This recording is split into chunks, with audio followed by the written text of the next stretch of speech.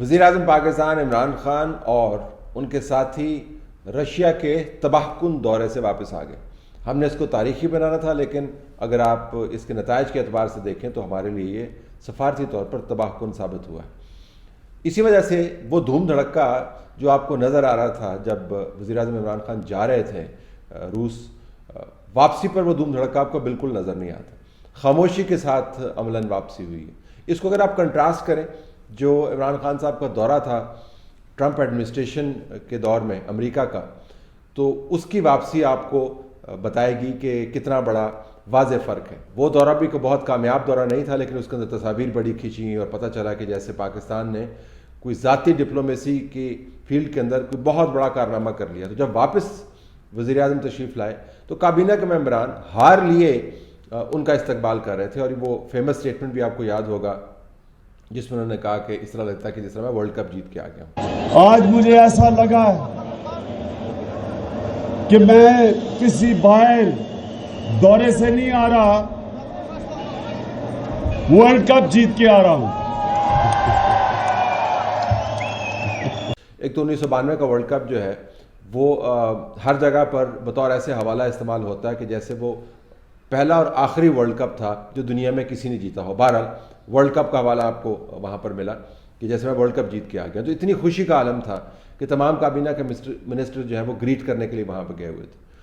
اب رشیا کا دورہ جاتے ہوئے تو لگ رہا تھا کہ جیسے واپسی کے اوپر ویسے ہی ڈھول ڈھمکے ہوں گے، لیکن واپسی کے اوپر آپ کو مکمل خاموشی نظر آتی ہے۔ ظاہر نظر آنی بھی چاہیے، کیونکہ ہم وہاں پر ایسے وقت پر گئے کہ جب اب تمام کی تمام دنیا نے روس کو مکمل طور پر آئسولیٹ کیا ہوا ہے۔ روس کے پاس اپنے سفارتی اور معاشی اور انرجی کے وسائل کے بڑے ہتھیار ہیں، وہ اس کو استعمال کرے گا، لیکن وہ جنگ ہماری نہیں ہے۔ روس نے کیسے مینیج کرنا ہے امریکہ، یورپ اور برطانیہ کے ساتھ تعلقات کو، وہ جنگ ہماری نہیں ہے، تو وہ خود مینیج کر لے گا۔ لیکن ہم اس جنگ کے اندر داخل ہو گئے، باوجود اس کے کہ تمام لوگ کہہ رہے تھے کہ یہاں پر نہیں جائیں۔ اب اس کا فرسٹ ری ایکشن جو ہے آپ کو نظر آتا ہے، یہ حادثاتی طور پر ہوا ہے، یہ کوئی واقعہ ایسا ہو گیا کہ شاید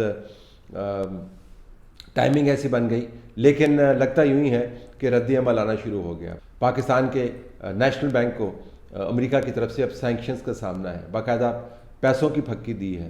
2 فیصلے آئے ہیں، ایک کے مطابق ہمیں شاید $35 ملین دینے ہیں، دوسرے کے مطابق باقی $20 ملین دینے ہیں۔ اور جو الزام لگا ہے بینک کی آپریشنز کے اوپر بڑا سنجیدہ ہے، وہ منی لانڈرنگ کا الزام لگایا گیا ہے۔ بتایا گیا ہے کہ پاکستان کا بینک جس کے ذریعے پاکستان کی تمام آفیشیل ٹرانزیکشنز ہوتی ہیں، ایمبیسی کے سٹاف کی سیلری سے لے کر تمام آفیشیل ٹرانزیکشنز جو ہیں وہ نیشنل بینک کے ذریعے کی جاتی ہیں۔ بتایا گیا کہ منی لانڈرنگ کے اندر ملوث ہے۔ کمپلائنس کے بہت بڑے ایشوز ہیں، یعنی جو قواعد و ضوابط جس کے تحت تمام فارن بینکس امریکہ کے اندر کام کرتے ہیں، ان بینکس کا جو معیار ہے اس پر یہ پورے نہیں اترتے، تو اس وجہ سے کمپلائنس کے بڑے ایشوز ہیں اور یہ پینلٹی لگائے گی۔ یہ پروب کا آغاز ہوا تھا تقریباً 6-7 سال پہلے۔ نتائج جو آپ نکالیں، یہ کوئنسیڈنس ہی ہے کہ جب عمران خان صاحب روس کے اندر موجود تھے اور ان کے جو انٹوراج کے حصہ ہے جو پیوٹن کے ساتھ میٹنگ میں موجود نہیں تھا، وہ ریڈ سکوئر کے اندر خوشگپیاں مار رہا تھا اور پاکستان کی ٹی وی چینلز کو انٹرویو دے رہا تھا، جس نے بڑا مارکا مار لیا، تو اس وقت امریکہ کے اندر سے یہ خبریں آ رہی تھیں کہ پاکستان کے اوپر ملا کر $55 ملین کی جو ہے وہ پینلٹی ڈال دی گئی ہے پاکستان کے بینک کو، اور خبروں کے مطابق $35 ملین تو ہم نے پے کرنے کا فیصلہ بھی کر دیا ہے، کیونکہ اس کے علاوہ چارہ نہیں ہے۔ تو $55 ملین کو اگر آپ دیکھیں تو 2 دن کے ٹرپ کی پہلی قیمت تو آپ کو نظر آتی ہے، اس کے علاوہ بھی قیمت ادا کرنی پڑے گی۔ یہ یاد رکھیں کہ روس نے جو یوکرین کے اندر کیا ہے اس کی وہی اہمیت ہے جو پاکستان کے لیے کسی زمانے میں ہندوستان کے ارد گرد جو واقعات ہوتے تھے یا ہندوستان کی جو چالیں یا پالیسیاں ہوتی تھیں ان کی اہمیت ہے۔ جب بھی کوئی ملک، بے شک وہ دوست ملک کی کیوں نہ ہو، ہندوستان کے قریب ہونے کی کوشش کرتا تھا، تو جس وقت ہمارے لیے کشمیر کا معاملہ اہم ہوا کرتا تھا اس وقت ہمیں بہت تکلیف ہوتی تھی، دلی دکھ ہوتا تھا، اور ہم اس کے اوپر اسٹیٹمنٹ جاری کرتے تھے۔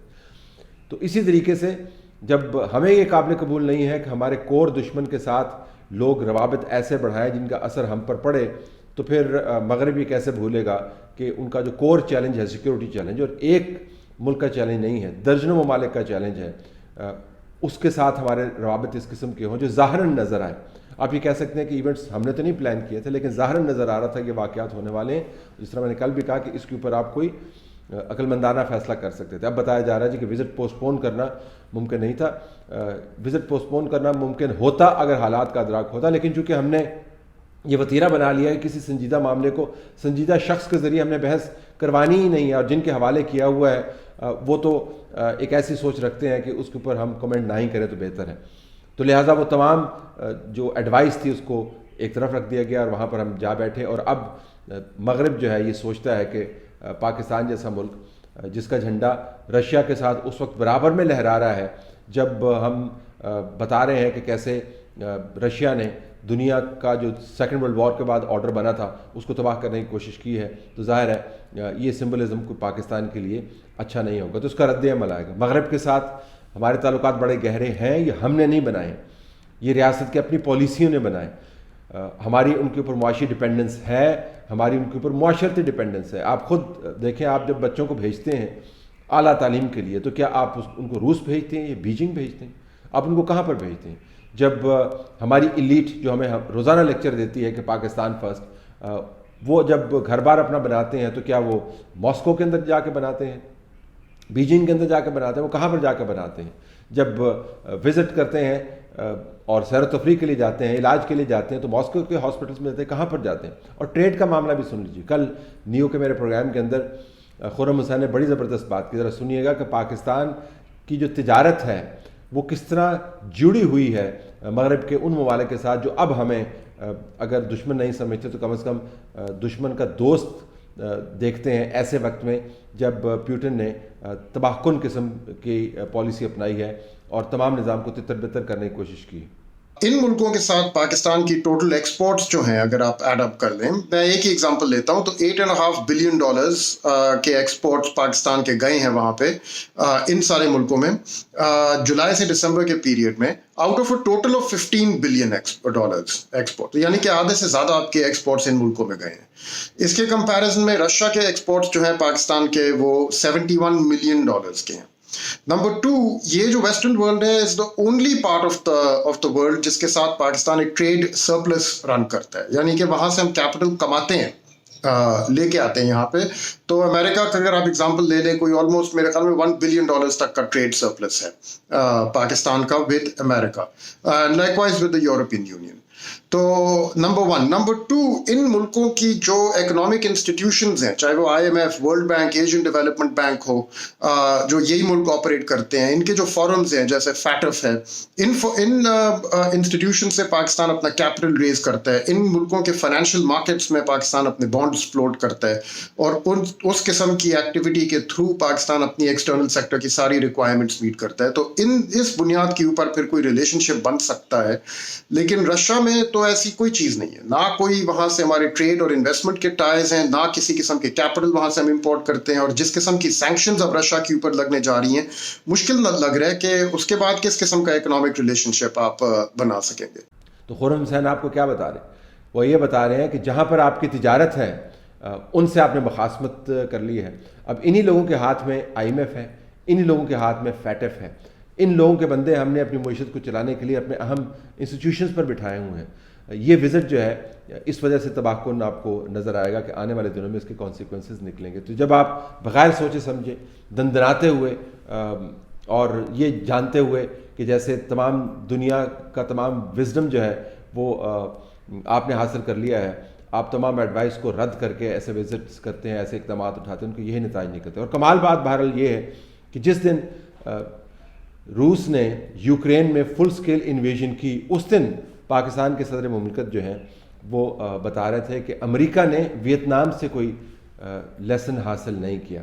یہ کمال بات ہے، روس یوکرین کو انویٹ کر رہا ہے اور صدر مملکت کو امریکہ اور ویتنام یاد آ رہا ہے. تو اس سے آپ کو پتہ چلے گا کہ حقائق سے ہم کتنے کٹے ہوئے ہیں. اب یہ نہیں ہو سکتا کہ ہر وقت آپ ایسی حرکتیں کرتے ہیں اس کی قیمت نہ چکانی پڑے. تو ہم یہی امید کرتے ہیں کہ مغرب کسی نہ کسی وجہ سے ان تمام معاملات کو بھول جائے اور یہ سمجھے کہ اس وزٹ کی وجہ سے ہم نے ان کو پیغام دینے کی کوشش نہیں کی. لیکن اگر یہ تشریح شروع ہوگی تو پاکستان نے جان بوجھ کے یہ سمبلزم کریٹ کیا ہے کہ تمام دنیا ایک طرف اور ہم اور رشیا ایک طرف، تو پھر ظاہر ہے اس کے نتائج یقیناً نکلیں گے.